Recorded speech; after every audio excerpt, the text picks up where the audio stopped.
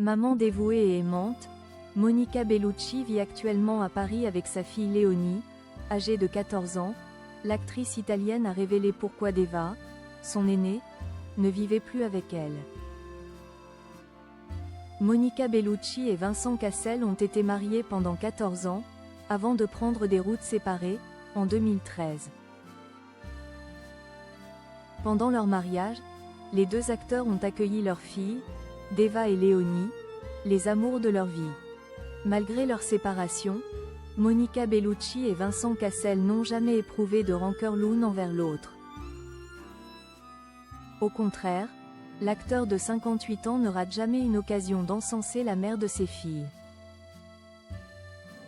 J'aime beaucoup Monica et je la respecte. Je ne lui ferai jamais de mal.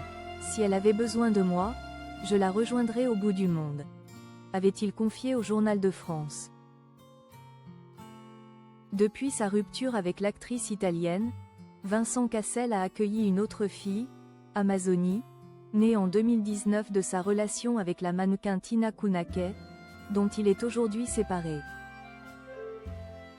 En couple depuis quelques mois avec la mannequin brésilienne Nara Batista, Vincent Cassel s'apprête à connaître de nouveau les joies de la paternité. Malgré son planning chargé, l'acteur n'oublie jamais d'accorder du temps à ses deux filles aînées. Deva, âgée de 20 ans, a choisi la lumière, et évolue dans le mannequinat depuis plusieurs années. Une carrière que soutiennent Vincent Cassel et Monica Bellucci mais également son ancienne belle-mère Tina Kunake, qui poste souvent des photos de Deva en défilé. Monica Bellucci évoque son quotidien avec ses filles Deva et Léonie. Monica Bellucci a évoqué ses deux filles, notamment Deva, dont elle est très fière. À 20 ans, elle déborde d'enthousiasme, mais elle travaille depuis l'âge de 16 ans, elle a pris le temps de mûrir. Elle a fait son chemin doucement, elle a passé son bac, parle 5 langues. Je n'étais pas aussi pro qu'elle à l'époque, a confié la compagne de Tim Burton.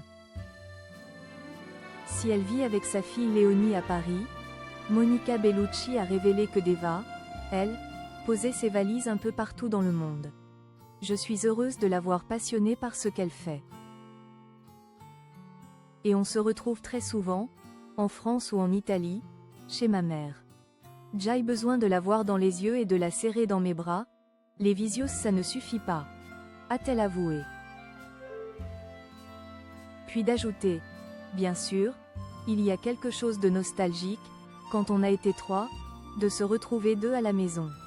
Un clan soudé malgré la distance.